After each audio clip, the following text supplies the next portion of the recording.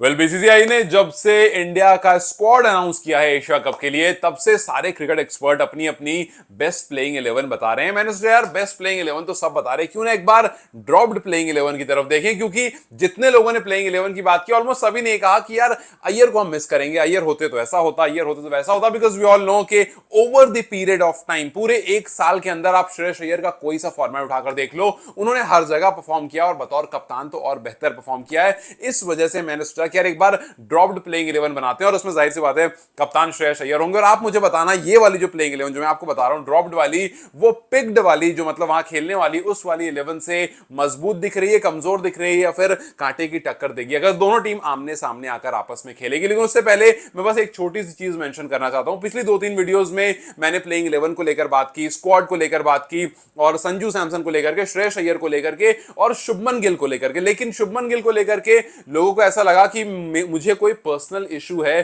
शुभमन से, इस वजह से मैं उनकी तारीफ नहीं कर रहा हूं, इस वजह से मैं उनके उनकी सिलेक्शन पर सवाल उठा रहा हूं। तो मैंने शुभमन पर सवाल नहीं उठाया, मैंने सवाल उठाया है अजीत अगरकर पर और गौतम गंभीर पर। रीजन बीइंग कि आपने ये कहा कि हम आईपीएल के बेसिस पर प्लेयर्स को पिक करते हैं जब संजू की बात आई, लेकिन जब आपको पिक करना था आईपीएल के बेसिस पर आपने वहां पर श्रेयस अय्यर को पिक नहीं किया। जब बात आई कि यार हम फ्यूचर लीडर के हिसाब से देख रहे हैं, तो मेरा सिंपल सवाल था कि यार आपने क्या एक बार भी अय्यर को लीडरशिप रोल में रखने की कोशिश की? नहीं की, क्योंकि जहां जहां वो रहे उन्होंने परफॉर्म किया। सो मेरा बस सवाल सिलेक्टर से था और आपको ये लगा कि मैं शुभमन गिल को नापसंद कर रहा हूं। अगर आपको वाकई ऐसा लग रहा है, आप जाकर के टेस्ट सीरीज के टाइम पर वीडियोस देख लीजिए, या फिर आप जाकर के आईपीएल के टाइम पर गुजरात टाइटंस की वीडियोस देख लीजिए, यू विल अंडरस्टैंड कि मुझे कोई भी प्रॉब्लम नहीं है और मैंने इनफैक्ट अक्सर शुभमन गिल को हाई रेट ही किया है। यहां पर सवाल सिर्फ सेलेक्टर्स से था। खैर, अब बात करते हैं प्लेइंग 11 की तरफ, और खास करके जो ड्रॉप्ड प्लेइंग 11 है उसकी तरफ देखते हैं, और फिर एक बार पिक्ड की तरफ देखेंगे। सबसे पहले अगर आप ड्रॉप्ड प्लेयर्स की लिस्ट भी बनाते हो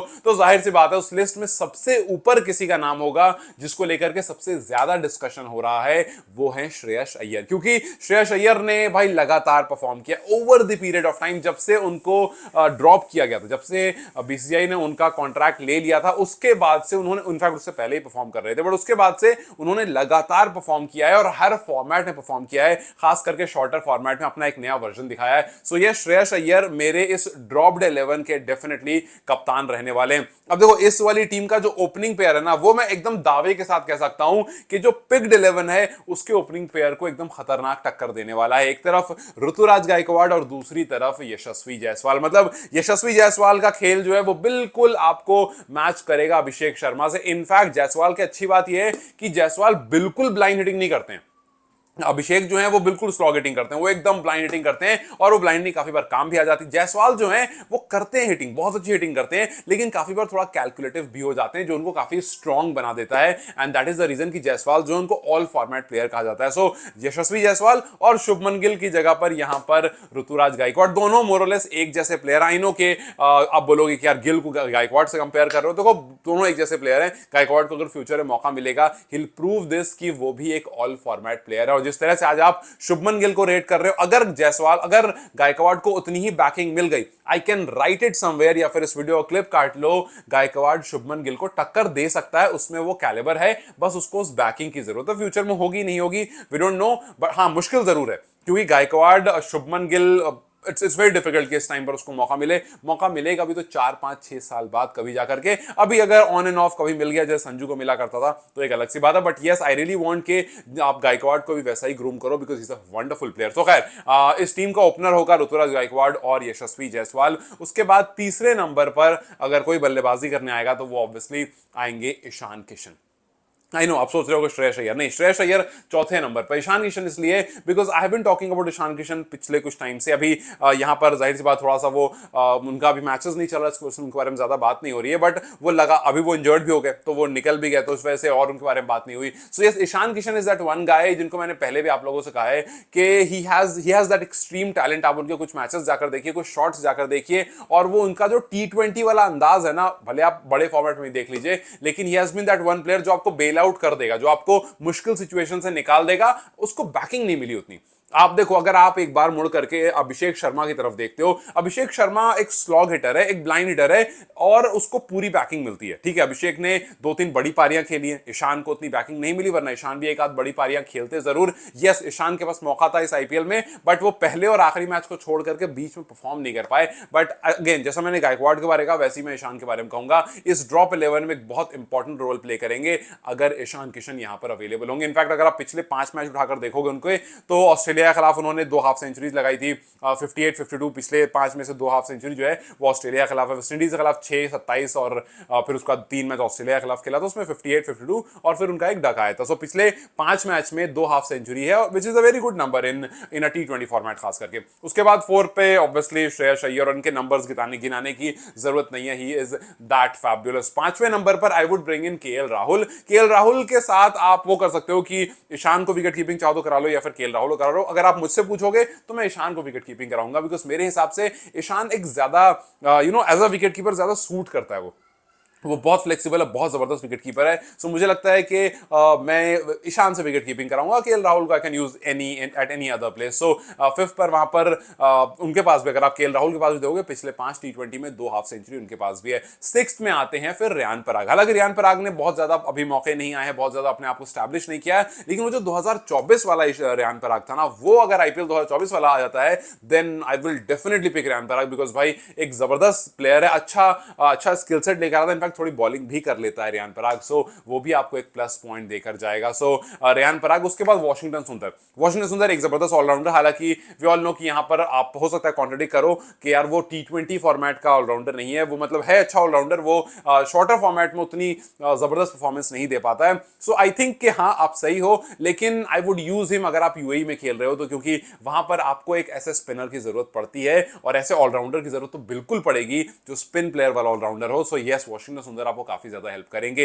फिर रवि बिश्नोई, आपको टिपिकल, भाई क्या जबरदस्त गेंदबाज है यार रवि बिश्नोई। अनफॉर्चुनेटली यहां पर नहीं आ पाए, लेकिन अभी भी आप देखोगे उनकी आईपीएल की इकोनॉमी, टीम इंडिया की इकोनॉमी तो उनकी 8 और 8.5 और 7 के आसपास की होती है। सो अगर आपकी टी20 में इकोनॉमी 7 और 8 के बीच की है, भाई आप एक जबरदस्त प्लेयर हो और विकेट भी वो लगातार लेते हैं। He is your wicket taker bowler. So definitely Ravi Bishnoi. Pacers की तरफ अगर आप आते हो तो ऑब्वियसली एक पर्पल कैप होल्डर प्रसिद्ध कृष्णा इस टीम में होंगे 9th पर, और फिर उसके बाद शमी और सिराज आपके 2 मेन पेसर जो कि धीरे धीरे लुप्त होते जा रहे हैं। खास करके मोहम्मद शमी जो है वो धीरे धीरे गायब होते हैं। जिस तरह से श्रेयस अय्यर गायब हो रहे हैं ना, उसी तरह शमी गायब हो रहे हैं। शमी से मैं बहुत पहले मिला था एक बार, तो वो सिर्फ रिकवरी कर रहे थे और उनको वो पूरा श्योर थे कि वो आने वाली सीरीज में खेलेंगे, अब जो उसके बाद जो टेस्ट सीरीज हुई थी, लेकिन फिर वो फिट नहीं हो पाए और हमें पता चला कि बीच में टीम मैनेजमेंट में कुछ तो पंगा हुआ है, जिसके बाद उनको अनफिट भी बताया गया था। वो कितना थे कितना नहीं थे ये तो वो जाने और मैनेजमेंट जाने, लेकिन ये बात है कि कुछ तो पंगा हुआ है शमी और मैनेजमेंट के बीच में, जिसकी वजह से बैक टू बैक शमी जो है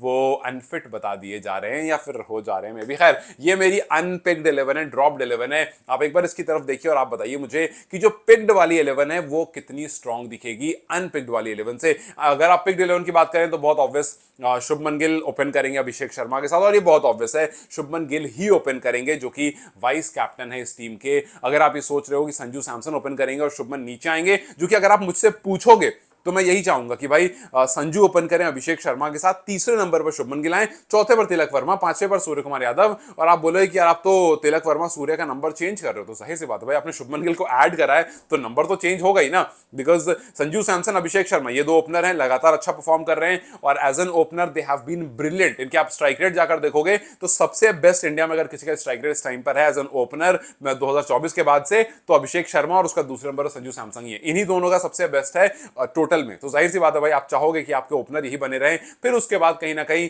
आप आकर के देखोगे शुभमन गिल को 3रे नंबर पर, तिलक वर्मा को 4थे पर, सूर्या को 5वें पर। मैं नंबर चेंज नहीं करना चाहता हूं, लेकिन शुभमन को आप नीचे नहीं भेज सकते हो। शुभमन टीम में है तो जाहिर सी बात है वो रहेंगे, लेकिन इंडिया की 11 देखोगे तो वो कुछ ऐसी रहेगी, शुभमन ऊपर आएंगे, अभिषेक नीचे आएंगे, तिलक वर्मा उसके बाद आएंगे, स्काई उसके बाद आएंगे, उसके कहीं बाद जाकर के संजू को जगह मिलेगी। जो सवाल बहुत बड़ा खड़ा करता है, क्या संजू को जगह मिलेगी भी या फिर वहां पर जितेश यूज कर लिए जाएंगे। सो मेरे हिसाब से पिक्ड 11 में संजू को जगह मिलनी चाहिए, बट आई डाउट कि वहां पर संजू उतना नीचे आकर खेलेंगे, शायद वहां पर आपको जितेश दिखें। लेकिन उसके बाद शिवम दुबे आएंगे, बिकॉज जाहिर सी बात है स्पिनर्स वाला एरिया है, यूएई में आप खेल रहे होगे, दे वुड वांट के शिवम दुबे जैसा सीएसके के में खेलते हैं आकर के और स्पिनर्स को खूब ढूंढते हैं, उस तरह की कुछ बल्लेबाजी वो करें। आई एम प्रीटी श्योर के शिवम दुबे को काफी मौके वहां पर मिलेंगे। फिर हार्दिक पांड्या होंगे, और अगर आप चाहो बैटिंग डेप्थ लगाने को तो आप वहां पर जितेश शर्मा को भी एड ऑन कर सकते हो, सिर्फ एक रीजन से, क्योंकि आपके पास हार्दिक एक ऑलराउंडर है जिनको आप प्रॉपरली यूज कर सकते हो। और फिर उसके बाद या फिर आप अगर जितेश नहीं तो आप एक स्पिनर वहां पर डाल सकते हो, Kuldeep Yadav, because we know के वहां पर पिच ऐसी है, सॉरी वरुण चक्रवर्ती आप डाल सकते हो, वहां पर पिच ऐसी है जो आपको काफी ज्यादा हेल्प करेगी स्पिनर्स को, और आप कुलदीप भी ऐड कर सकते हो। और दो पेसर अगर आपको यूज करने हैं तो बुमराह और अर्शदीप आप यूज कर सकते हो। तो डिपेंड करता है, अगर आपको बैटिंग डेप्थ लगानी है तो आप जितेश को लगा लो और वरुण चक्रवर्ती और अक्षर पटेल दो स्पिनर के साथ जाओ। अगर आप चाहते हो कि एक स्पिनर ऐड होकर चले तो जितेश को हटा करके फिर आपको प्रॉपर स्पिनर ही वहां पर डालना पड़ेगा, और स्पिनर डाल करके आप एक किसी नीचे से प्लेयर को माइनस कर सकते हो इफ यू वांट। सो कुछ ऐसी दिखने वाली पिक्ड वाली 11, इसमें बहुत ज्यादा दिमाग नहीं लगेगा, डिपेंड करता है सिचुएशन कैसी है, आप किस पिच पर खेल रहे हो। अगर ज्यादा स्पिन असिस्टेंट चाहिए तो आप वहां पर जाहिर सी बात है 3 स्पिनर्स लेकर के उतरोगे। अगर आपको नहीं चाहिए तो आप फिर अर्शदीप और बुमराह दो पेसर, दो स्पिनर, और फिर Hardik Pandya as your third pacer लेकर के उतर जाओगे, और 5 आपके पेसर, 5 आपके बॉलर्स जो हैं वो कंप्लीट हो जाएंगे, जिसके चांसेस थोड़े कम है। खैर वो क्या होगा क्या नहीं होगा मैच में देखेंगे, लेकिन इस वीडियो का पूरा मुद्दा था कि मैं आपको ड्रॉप्ड 11 आपके सामने रखूं और फिर आपसे पूछूं